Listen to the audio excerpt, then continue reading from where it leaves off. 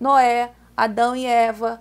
Vamos ver aqui mais quem? Abraão. Podemos dizer que Abraão Os patriarcas, todos são personagens ficcionais. São 100%. 100%. Não há uma evidência para se falar desses personagens. Muito pelo contrário, fica muito mais compreensível entendê-los quando você vê que são acordos, são arranjos para unir grupos, tribos diferentes dentro desse território.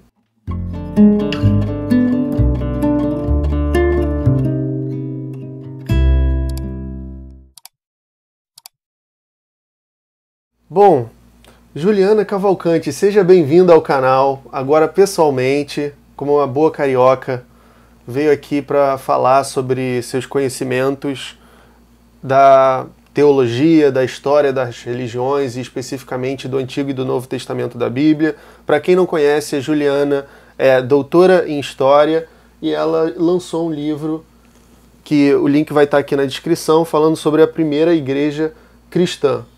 Mas nesse vídeo eu queria te fazer umas perguntas sobre o Antigo Testamento, que é um tema que acaba sendo menos explorado aqui nesse canal. E eu queria aproveitar essa oportunidade porque eu sei que você também tem bastante estudo nessa área.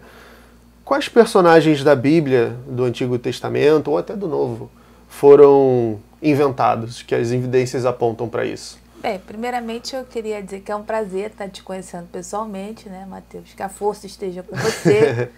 E dizer também que realmente, né, eu estou abdicando do meu feriado de carioca para estar aqui com vocês, gente. Né, porque o carioca de verdade hoje ele está na praia. Realmente. Mas, até porque o dia está maravilhoso para isso. Mas brincadeiras à parte, dizer que é um prazer. E essa temática ela é interessante porque eu vou recuperar um ponto, um estágio antes de falar que alguns personagens são históricos ou não. Porque é importante também a gente definir para o pessoal o que é história enquanto fonte, enquanto método, enquanto teoria. Porque para o historiador tudo é fonte. Uhum. Ou seja, tudo que é fruto de ação humana é uma documentação. Então, uma cadeira, um filme, esse vídeo aqui vai se tornar amanhã uma fonte para o historiador. Com certeza. Você tem, então, também um texto, você tem, enfim, tudo que é produção humana. Logo, a Bíblia, a própria palavra, que é de origem grega, sugere que é um conjunto de textos.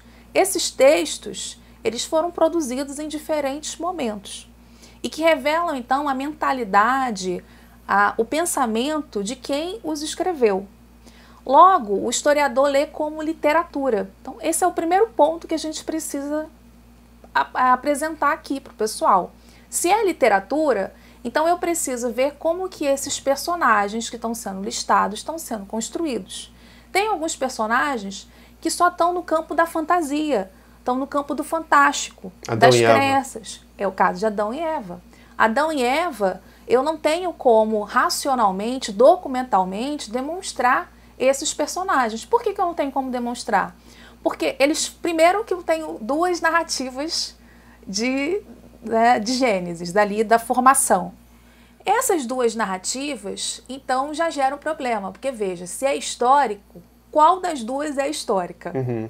Terceiro, elas não são as únicas narrativas de formação do mundo. Então, eu tenho um outro problema aí. Por que que você estabelece como história essas duas narrativas, mas as outras, Gilgamesh e tantas outras narrativas assírias, babilônicas, gregas, romanas, que existem, são descartadas? Por que que elas são mito? Então você não está trabalhando com a ideia de história, você está trabalhando com a ideia de juízo de valor. Então se é a minha crença, é verdade. Então, Adão e Eva não são históricos, por isso. Segundo, porque quando eu confronto com toda a documentação que nós temos sobre as origens das espécies, a gente vê um problema ali também, claro, né? Óbvio. Né? Por exemplo, saiu uma pesquisa recente que eu acho muito bacana, que é de uma criança neandertal. Então, como é que eu vou explicar essa criança neandertal se tudo começou a partir de Adão e Eva? Então, olha as contradições que se estabelecem. Então, não dá para estabelecer. Noé também não tem como ser um personagem histórico. Diga-se de passagem, os personagens presentes em Gênesis são personagens mitológicos que servem para explicar as origens do mundo, que servem para explicar, do mundo conhecido, lógico, que servem para explicar acordos políticos, matrimoniais, que são feitos ali a partir do quê? Dessa perspectiva, quando você já tem um Estado de Israel, o antigo Israel, que não é o Israel de hoje, em formação. Por quê? Você tem um fluxo contínuo ali, você tem diferentes grupos que vão se estruturando nesse chamado antigo Israel. Então esses textos, inclusive, eles são mais recentes do que esse material apresenta. Então, Noé, Adão e Eva, vamos ver aqui mais quem? Abraão. Podemos dizer que Abraão os patriarcas, todos são personagens ficcionais. São 100%. 100%. Não há uma evidência para se falar desses personagens.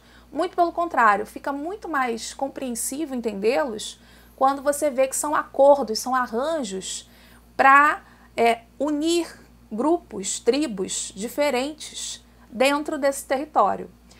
E isso é um detalhe interessante, porque aí você começa a perceber, então, ou aprende a ler Gênesis como uma saga de heróis grega. Isso parece muito esses mitos cosmogônicos, né? Mitos Exatamente. De formação de Hesíodo, ou então como você vê o culto ao mito dos heróis, que você, por exemplo, Hércules, porque toda a cidade antiga, ela tinha um patriarca, um herói mítico de tempos imemoriais, que era cultuado como uma espécie de fundador. É assim que eu leio Abraão, Isaac e Jacó, ou que nós deveríamos ler, por exemplo. Então ele está no mesmo patamar, por exemplo, desses personagens de Eneida, ou Rômulo e Remo, que aí ficou, né, agora com Gladiador 2 está mais em evidência. É nessa perspectiva que a gente precisa ler. Então ali é tudo narrativa mítica, tudo narrativa fantástica. E Moisés? Moisés é um outro personagem que também não tem nenhuma evidência de que ele tenha existido. O Êxodo, de maneira geral. Isso é um detalhe interessante, essa história vale a pena contar. Quando a gente pensa em Êxodo e a gente pensa em Moisés, a gente pensa as duas narrativas como sendo uma só, casadas. Só que os textos mais antigos da Bíblia hebraica, ou do Antigo Testamento, como é mais conhecido, eles começam, na verdade, pela literatura profética, que está situada ali por volta do século VII, século VIII, mais ou menos, que é um dos textos mais antigos, é o texto de Amós. E o texto de Amós, ele traz primeiro as narrativas, né, do Êxodo, mas sem Moisés. Então o Êxodo vem na frente do Moisés. Depois o Moisés é agregado.